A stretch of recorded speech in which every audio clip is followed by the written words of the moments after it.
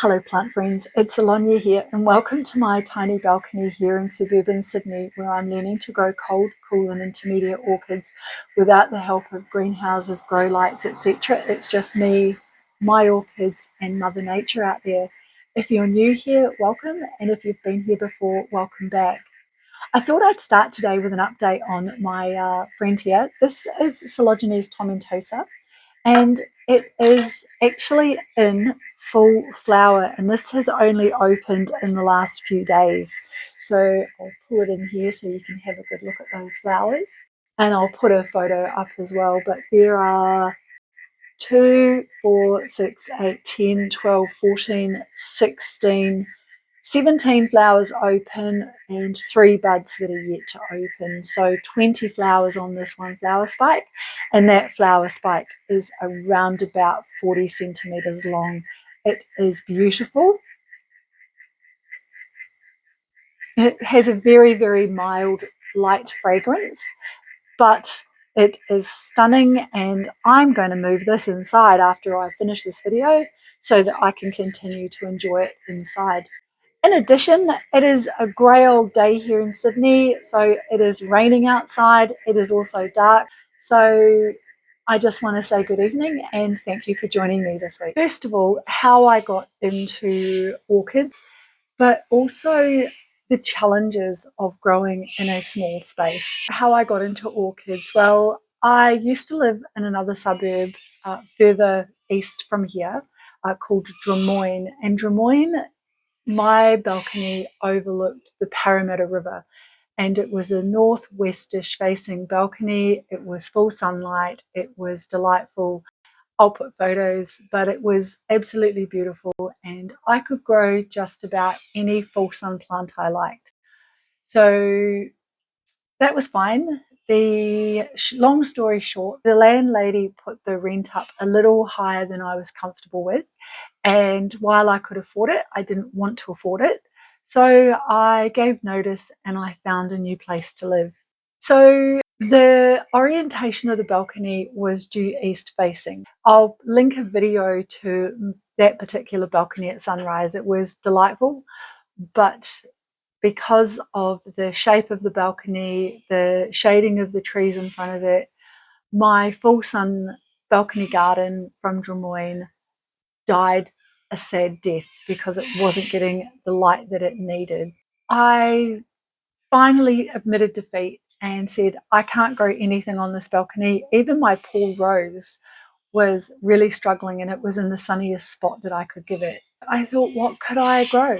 So a little bit of digging around my balcony itself, I looked at the shadows and things, and it turns out that I could grow orchids. And I had grown orchids when I was a young girl in New Zealand, where I grew up. And my mum had a friend, her name was Auntie Janet, and Auntie Janet had taught me to grow orchids and allowed me to help out in her garden when I was really little. So I learnt a bit about orchids from Auntie Janet. So I thought, well, I'll get some orchids and I will have a go at growing orchids. So I started out with some Phalaenopsis on the dining room table, and I thought, well, I like growing orchids and I want to grow more and I want to learn more about them. Thus is born my fascination with orchids, and also how I have a collection of orchids behind me. Now, with that, I've had 2 balconies in the past where I've been able to grow things or not. And when my husband and I were looking for this place, I thought I have the opportunity to see if I can find a place to support the orchids that I have. So today I'm hot on the heels of my origin story with orchids. I thought I'd talk about some of the challenges that comes with growing plants in general, some of the considerations specifically for orchids, but also some of the challenges that you might find as a renter, or if you own your place, some of the things that you can do, like my wall here, which I was able to put up because we have purchased this unit that we're in here. The first challenge is the weight loading of the balcony. So balconies come in different varieties. So you have balconies like this one, which has a support column supporting the balcony below and above. My balcony at West Ryde had a corner post. So the balcony at Drummoyne was a floating balcony, so it had a lower weight load. Now with that, the weight load bearing has to calculate with a few different things. Those things are the weight of the pots, the weight of the soil, the weight of the plants, and the weight of everything wet. So when you do consider this pot's a plastic pot, so inherently it's going to be lighter than the terracotta pots. My pots are chosen for weather conditions, which I'll talk about later. The other thing you need to consider is how much extra equipment you have. So here I've got some trolleys with some equipment on. Those are about 20 kilos when I added them all up.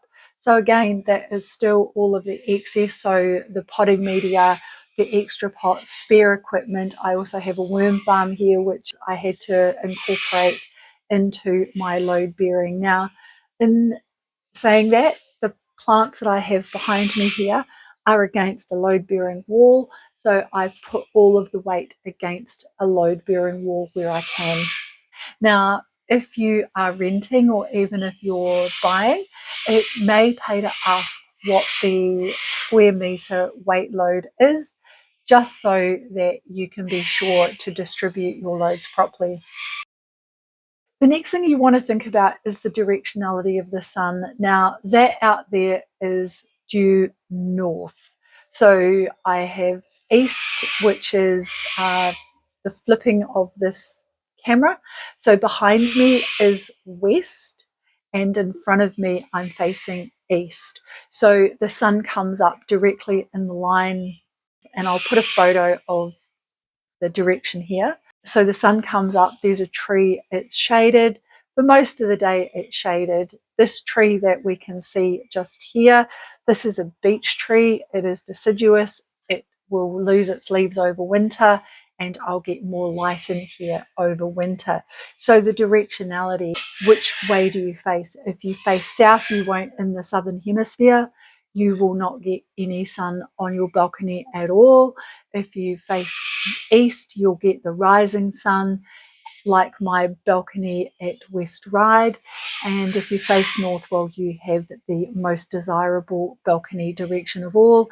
And if your balcony faced east, that is the setting sun, which for some plants is great, but for my orchids, it would not do great for orchids. You would need to consider some sort of shading.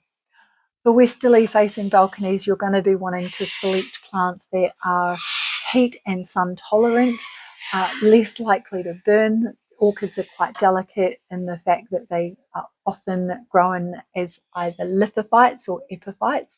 So in the shade of trees or in nooks and crannies where there is a bit of moisture but not a lot of sun. Some orchids such as epidendrums or even Blatilla striata that can tolerate the sun like some shade. Challenge number 3 is vertical space. So if you have plants that like to climb, you may need to consider some sort of alternative for a climbing frame or a trellis. If you are renting, you may not be allowed to drill into the walls to put up a trellis, although if you have a good landlord, you may be able to apply to put that trellis up, and they may say yes or no. So that is just something to consider. Maybe sticking to plants that don't require trellising, or if you can, find a stand that has a wall on it that you could potentially hang. And I'll put a photo of this plant stand behind me. Had a wall, like a vertical upright, that I was able to previously hang the plants on. I was not able to drill into the walls at my last place, so I had to find a way of hanging plants on a vertical space. Alternatively, I also grew tomatoes on my full sun balcony at Drummoyne. So I used a plant pot that had built-in trellising, and I also put up a teepee type arrangement that I was able to grow those tomatoes up. So there are options. You can find different kinds of plant stands, plant frames, etc., that don't need to be attached to the wall. The next challenge is plant size. Now this is a Phyllogenes tomentosa, and it's in a 25 centimetre squat pot. It's fairly large. This one here is the largest leaf, and this is about 45 centimetres from the pseudobulb to the tip of the leaf. There's also a few other quite large leaves. So this is a medium to medium large size plant. So you want to consider the full size of the plant when you buy them. If you buy them as seedlings, like some of these up here, how big does the full size plant get? And that may be a way of limiting the size of plants you buy. Is it going to be like I've got here, this is Marvin. Marvin is a medium-sized cymbidium, has pendulous flowers, hence the hanging option for him. So Marvin's leaves get to be about 55 centimetres long. So this is a small to compact type of plant growth. So Marvin is about the biggest of the cymbidiums I want, but I do have some larger. The other thing to consider is, can you use windowsill boxes like this? Now I do have 5 windowsill boxes and they all have something different in them. I do grow things other than orchids. I have a herb garden in my window boxes here. So you may be able to use window boxes to pop plant pots in for, say, some of these plants that have a hanging flower option, if that is something that you would like to do. And a window box arrangement like this is a fine way of using space. Below all of this, I have some cymbidiums here. I'll throw photos in of some of my storage and space arrangements. I was also recently lucky enough to be able to put the wall hanging racks up, which meant that I could hang most of my small pots to get them up and out of the way, spaced out to increase the airflow. The next challenge is watering. Now, this balcony does not have an outdoor tap on it, so I have to bring my water from somewhere, and I do it using a watering can. Now, this is a smaller watering can. I do have a larger one. I fill up inside, I bring out, I put on the table, and then I tip into this one so that I can easily water. And then I've also got to reach up and water the higher plants. So watering is a consideration. How are you going to get water? There's some places, if your laundry, your kitchen, or your bathroom are near the balcony doors, you may be able to run a hose and then be able to hose your plants that way. But I'm not that fortunate. My husband's not too happy with me running a hose through the living room.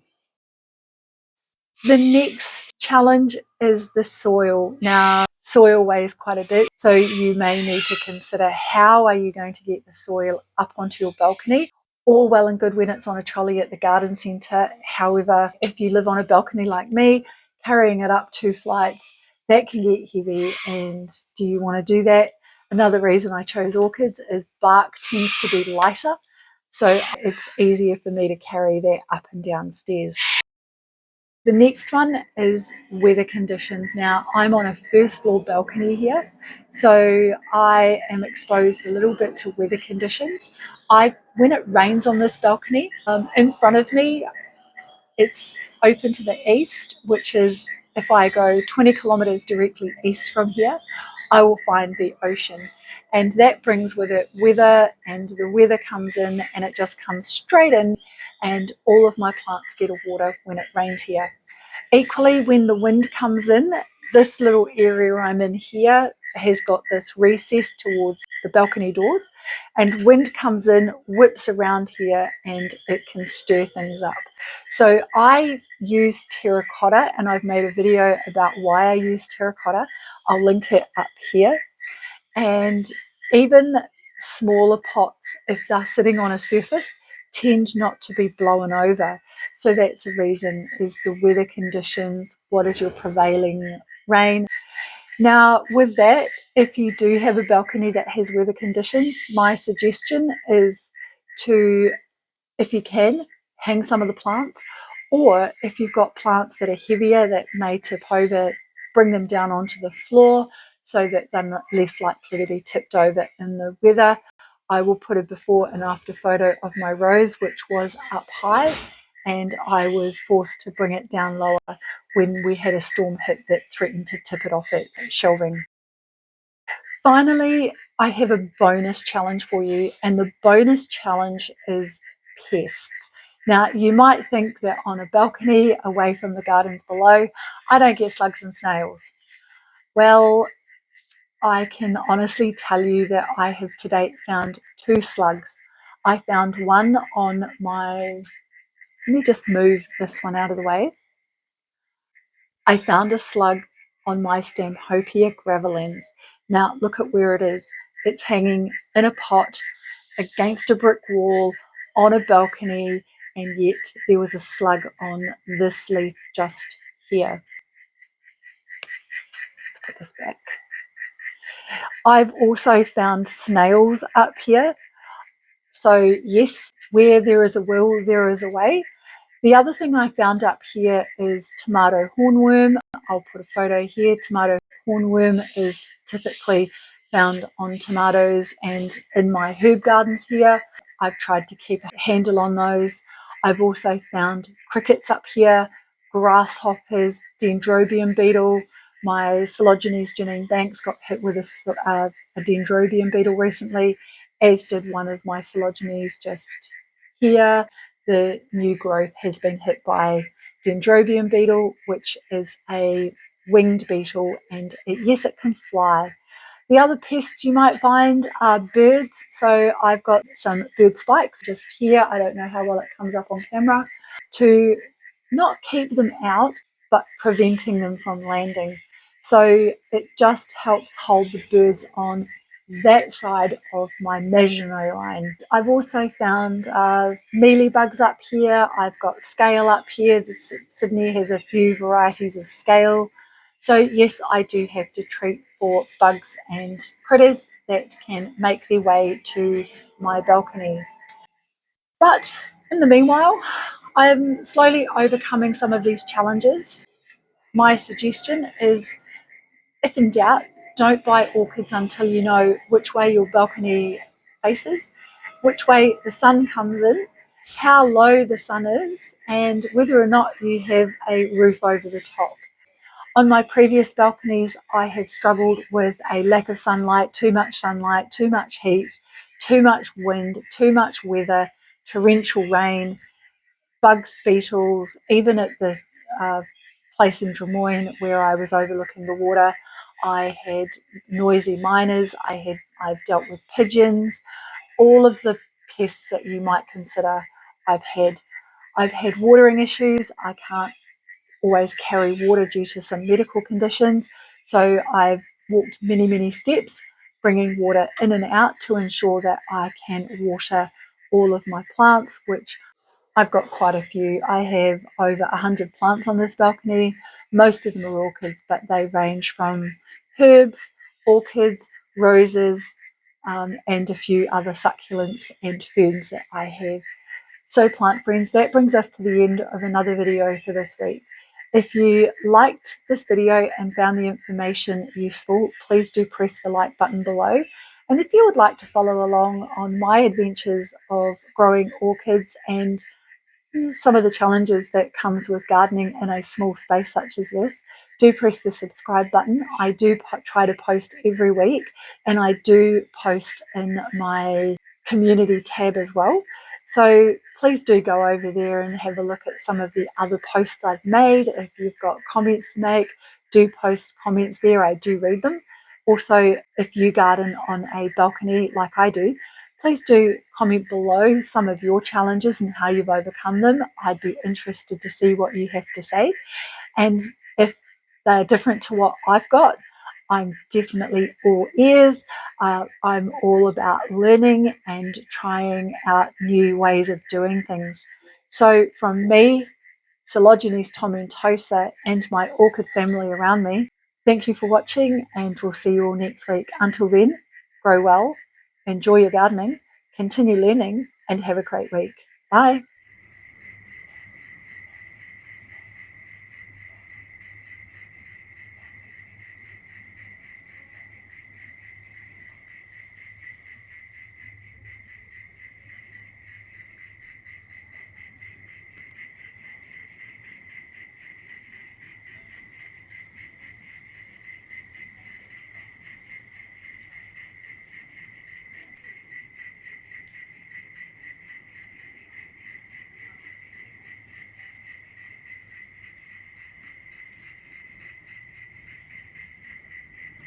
the challenges of filming at night without a light.